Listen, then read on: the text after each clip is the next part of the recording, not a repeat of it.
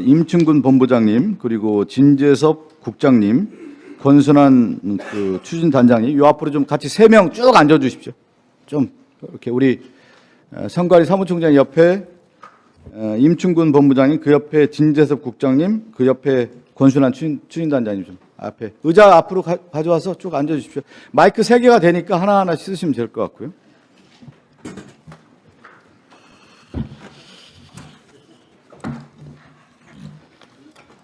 마이크 좀 가까이 대주십시오.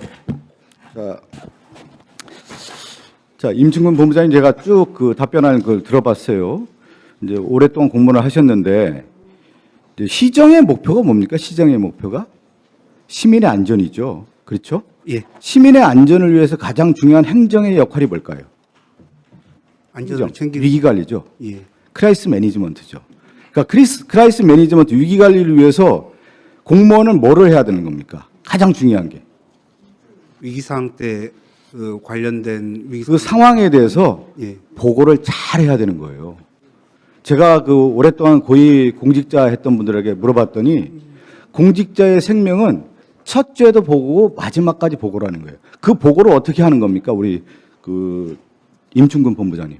보고는 신속하고 정확하게 보고를 해야죠. 제 말에 동의를 하죠. 예, 그렇습니다. 그럼 이 사건의 팩트가 뭐예요? 팩트 한번 얘기해 줘 보세요. 가장 중요한 팩트가 뭐예요? 우리 본부장님이 이번에 삼성역 GTX-A의 이 사건의 가장 중요한 팩트가 뭐예요? 시민의 안전에 있어서. 한번 말씀을 듣고 싶어요. 그걸 놓치고 있는 것 같아서. 아니, 왜 답을 못 해요? 철근 누락 아닙니까? 예. 그렇죠. 이 철근 누락은 뭐죠? 시민의 안전에 가장 위험 요소잖아요. 그러면 이거를 정확하게 보고를 해야 되죠. 그 보고는 누구한테 하는 겁니까? 통상적으로는 이제 아니, 상식적으로 생각해 보세요. 부장하고 우리 예. 자, 그러면 내가 하나 여쭤볼게요. 질의해 볼게요. 11월 10일 날 서울시에 보고를 했어요. 예. 그러면 서울시 보고의 그 회의 멤버가 어떻게 됩니까? 자, 옆에 국장님, 단장님, 예. 회의 보고 멤버가 어떻게 돼요? 예, 그때 그 당시에 예. 과장, 단장, 국장이었어요. 자, 그러면 우리가 얘기한 80개 기둥이 있어요. 네. 그 중에 50개가 60%가 넘는 기둥에 철근 2개를 해야 되는데 반밖에 안 했단 말이에요. 그러면 우리가 상식적으로 생각해 볼 때 이거 큰일이다. 보고 정확하게 해야 된다. 이 보고를 그러면 본부장 라인에서 묻을 수 있어요? 한번 상식적으로 얘기해 보세요. 그 얘기를 한번 해보세요. 우리 단장님께서. 네. 그 당시에는 판단을 마이크 가까이 대고요. 네. 그 당시에 판단은 네. 철근이 누락된 사실을 이제 알게 됐고요. 아니, 그러니까 제가 본질은 네. 이 중대한 사안을 이 세 분이 회의하면서 묻을 수 있냐고요. 그 당시에는 기술적으로 해결이 가능하고 또 아, 기둥 상태가 공무원이 그 정도 그러면 다 묻을 수 있어요? 그 당시 저희가 이거는 보세요. 저도 방송사에 있었지만 이거 엄청난 사건이에요. 자, 그런데 보자고요. 그러면 제가 이거 하도 어이가 없어서 국토부에 4월 29일 날 국토부에 보고를 했어요. 근데 4월 30일 날 김성일 행정부시장에 보고를 했어요. 그 전에 김성보죠, 김성보. 김성보 부시장에는 보고를 안 하다가 4월 29일 날 국토부에 보고한 이후에 행정부시장에 그 이후에 추후 보고를 했다. 장관님, 이 공무원들 태도가 이게 맞습니까?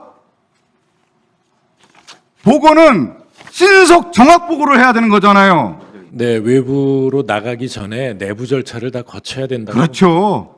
이거는 오늘 우리 임충근 본부장이 여기서 다 위증을 하고 있는 거예요. 말도 안 되는 보고를 했다라는 거예요. 덮었다라는 거예요. 그게 뭐냐? 최종 목적이 결국은 이 오세훈 시정과 관련된 부분에 있어서 이걸 한번 생각해 보시죠. 이게 11월 달부터 이 문제가 불거졌다고 하면은 서울시정에 대한 언론의 질타가 어마어마했을 겁니다. 이건 뭐냐? 자, 하나 또 질의를 해봅시다. 상식적인 질의를 할게요. 임충근 본부장님, 여기 공사 현장이 영동대로 지하도시라고 해가지고 그 규모가 어느 정도 되는지 아시죠? 잠실 야구장 30개 크기의 최대 규모예요. 맞죠? 그러면 하루 유동인구가 얼마입니까? 하루가 몇십만 될 수도 있죠. 예. 그렇죠. 여기에 한번 생각해 보세요. 기둥 8개가 80개가 있는데 50개가 부실공사했다고 하면은 이거는 오세훈 시장의 최종 책임자에 대해서 국민의 질타가 이어질 겁니다. 그래서 어떻게 한 거냐면 4월 20 며칠 날이죠? 몰래 아니 4월 24일인가가 사직했죠. 27일 날 사직했죠. 그 다음에 29일 날 국토부 보고한 거 아닙니까? 그래서 맥락상을 보면 덮으려고 한 거예요. 그래서 이게 철근 누락 은폐에 관련된 공무원의 조직적 은폐 사건이 되는 거예요.